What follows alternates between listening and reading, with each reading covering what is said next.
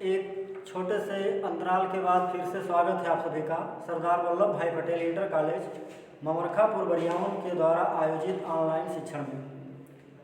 बच्चों, जैसा कि आप सभी को पता है, कोरोना नामक ये जो महामारी इस समय दुनिया में चल रही है, दुनिया के सभी देशों के साथ साथ आपका अपना देश भी प्रभावित है। पिछले 4-5 महीनों से लोगों की जो अर्थव्यवस्था है वो बिगड़ गई है। कामकाज सभी के ठप पड़ गए हैं। बच्चों की फीस कैसे भरी जाए, गार्जियन के लिए ये चिंता की लकीरें खींचने वाला प्रश्न था।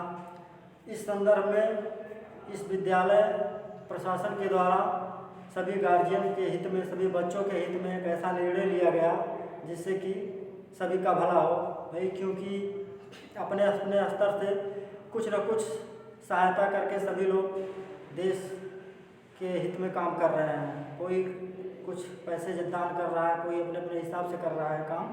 तो इस तरह से विद्यालय ने भी एक ऐसा कदम उठाया है जिससे गार्जियन जो हमारे हैं, इनके भी जो परेशानियां थी उसे कुछ हद तक दूर करने का प्रयास किया गया है। बात वही की जा रही है जो आप जान चुके हैं कि अप्रैल, मई और जून 3 महीने का फीस विद्यालय प्रशासन के द्वारा माफ़ कर दिया गया है आपके बच्चों का। और ये योजना बनाई गई है 31 जुलाई तक जिन बच्चों का एडमिशन हो जाता है उनका 3 महीने का फीस माफ़ कर दिया जाएगा। तो इस तरह से बच्चों की फीस माफ़ करके विद्यालय भी देश हित में कुछ अपना योगदान दिया है। तो आइए हम लोग क्लास शुरू करते हैं। आज हम लोग कक्षा 10 रहेगा। आप लोगों का 10 वालों इतिहास में कुछ पढ़ चुके हैं, नागरिक शास्त्र में भी कुछ पढ़ चुके हैं, भूगोल में भी कुछ पढ़ चुके हैं। और अब बारी है अर्थशास्त्र की। अर्थशास्त्र की बुक का नाम जो है आर्थिक विकास की समझ। आर्थिक विकास की समझ ये आपकी चौथी किताब है। और एक चीज़ और आप जान लीजिए कि कुछ कोर्सेस में कटौती की गई है। सरकार के द्वारा आपके पाठ्यक्रम में कुछ कटौती की गई है। इस तरह से आपको पूरा पाठ्यक्रम ना पढ़ के, भाई पूरा पढ़ने का अवसर तो मिला नहीं, तो पूरा कहाँ से पढ़ लिया जाएगा। तो कुछ कम कर दिया गया है, टाइम आपके पास कम है। तो उस तरह से जो 3 विषय पढ़ाए जा चुके हैं पीछे सामाजिक विज्ञान के अंतर्गत, वो लगभग कवर हैं और उसमें थोड़ा बाकी होगा तो वो कर दिया जाएगा। बाकी चौथी जो किताब है आर्थिक विकास की समझ, इसमें जो पहला पाठ है विकास। विकास क्या है, किसको कहते हैं विकास।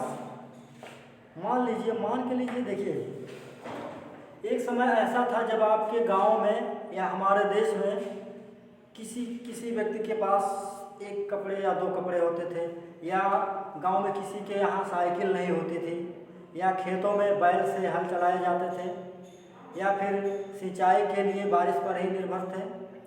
तो वहाँ क्या हुआ कि जैसे जैसे हमारी अर्थव्यवस्था बढ़ी, अर्थव्यवस्था का मतलब क्या है, कमाई का साधन, जैसे जैसे हमारी आमदनी का साधन बढ़ा, जैसे जैसे देश की आमदनी बढ़ी, देश में धन की बढ़ोतरी हुई, वैसे वैसे हर क्षेत्र में, यानी कि सभी क्षेत्रों में कुछ न कुछ कार्य किए गए। जैसे लोगों की आमदनी बढ़ी। आमदनी कैसे बढ़ी, लोगों को रोजगार मिला, कमाई मिली, धन इकट्ठा हुआ। आज देखिए सभी घरों में साइकिलें हैं और अब लोग सोच रहे हैं कि हमारे पास मोटरसाइकिल हो जाए तो हम विकास कर जाएं। तो अधिकांश लोगों के यहाँ मोटरसाइकिल भी हो गई हैं, और भी कुछ लोग जिनके यहाँ मोटरसाइकिल है वो सोच रहे हैं हमारे यहाँ कार हो जाए तो हम विकास कर जाएं।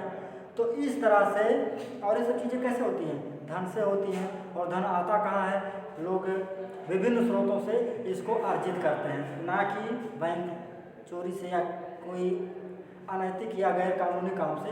वो नहीं माना जाता है। यानी कि उचित तरीके से जो धन की प्राप्ति की जाती है उससे जो है हम लोग अपना विकास कर लेते हैं। तो इसमें एक आपके पास बुक होगी, सभी के पास, पेज नंबर 4 पर देखिएगा, एक तालिका दी गई है विभिन्न श्रेणी के लोगों के विकास के लक्ष्य। अलग अलग श्रेणियों के लोगों का विकास का लक्ष्य क्या होता है। मान लीजिए एक व्यक्ति बहुत गरीब है, भूमिहीन है, उसके पास थोड़ी सी खेती है और या तो दूसरों की खेती में काम करता है, उसको क्या चाहिए, उसके लिए क्या विकास हो सकता है, क्या करे कि उसका विकास हो। वो यही चाहेगा कि उसको वर्ष भर काम मिले और उसकी जो मजदूरी हो वो उचित मजदूरी हो। ऐसा नहीं हो वर्ष भर काम मिले और मजदूरी के नाम पे कुछ ना मिले या बेकार करवाया जाए।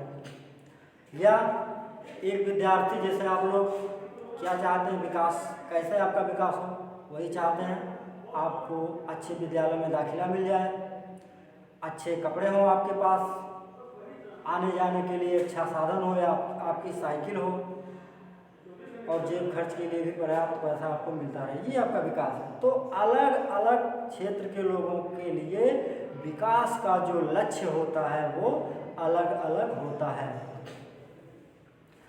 एक हेडिंग आगे आती है आय और लक्ष्य, आय और अन्य लक्ष्य, और अन्य लक्ष्य। आय अभी बताया गया आपकी आमदनी हो, उसी के अनुसार आप अपना लक्ष्य तय कर सकते हैं। या कभी कभी ये होता है कि लोग अपना लक्ष्य तय कर लेते हैं और उस लक्ष्य को प्राप्त करने के लिए हर संभव धन जुटाने का प्रयास करते हैं। तो आपकी आमदनी अच्छी है, यानी कि आपको पोषण युक्त भोजन अगर आप प्राप्त करने में आप सक्षम हो गए, उसके बाद भी आपका जो धन बचता है तो आप कुछ और सोचेंगे, कुछ हम और बना लें, कुछ चीज़ें खरीद लें, टीवी खरीद लें, मोबाइल खरीद लें, रेडियो खरीद लें, या समाज में हमको जो है सम्मान मिले, सभी की तरह बराबरी का हक मिले। फिर देखते हैं राष्ट्रीय विकास, एक शब्द है बच्चों, राष्ट्रीय विकास। आपके राष्ट्र का विकास, राष्ट्रीय विकास क्या है?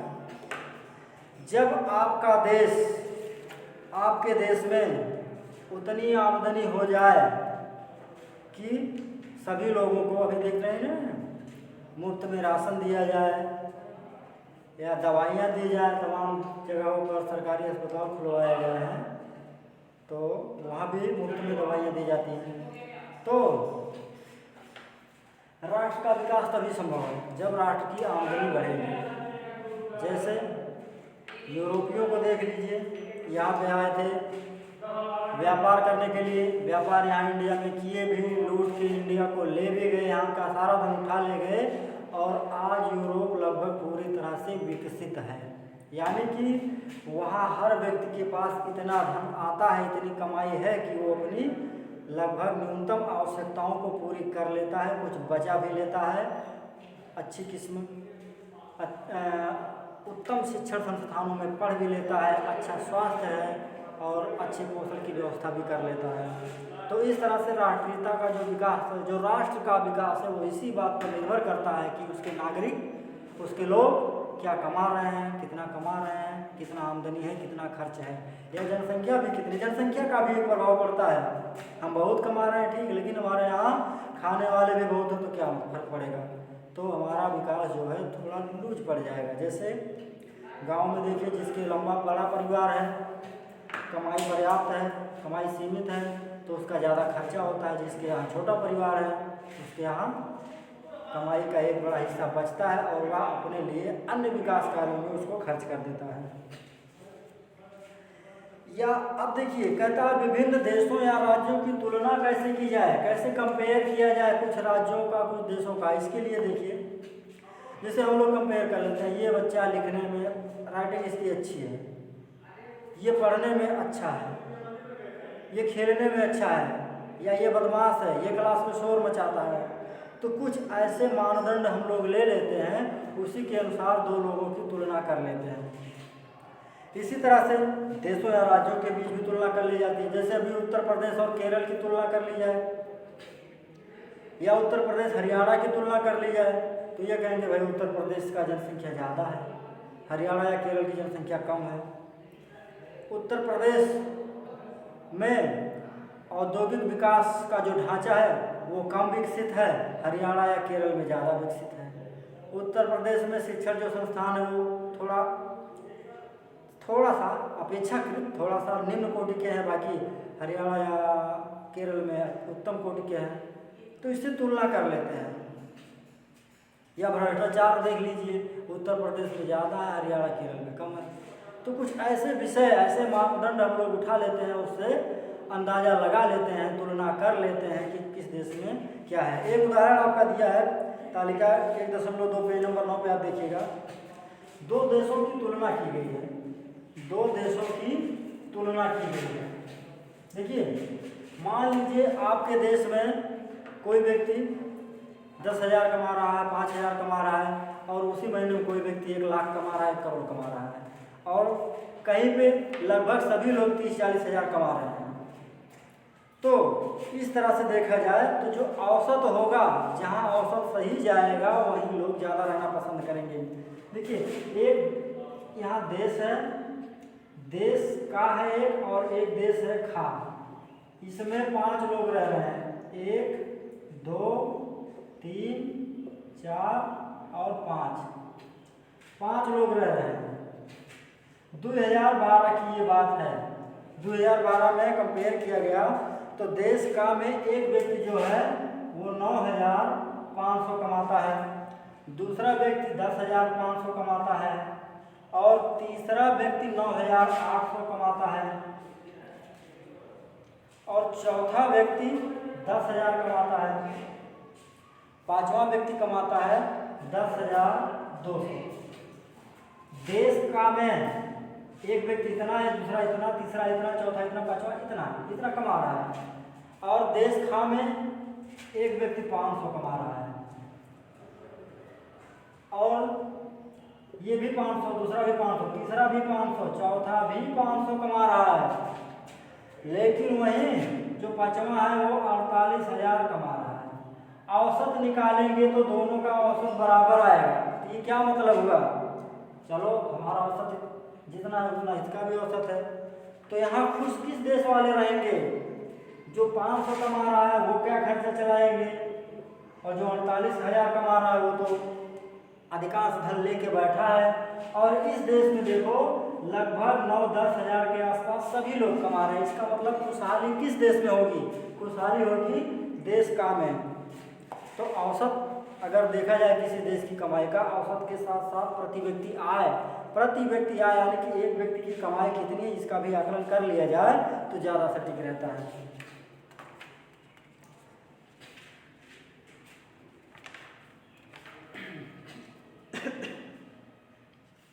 इसके बाद एक शब्द आता है मानव विकास रिपोर्ट।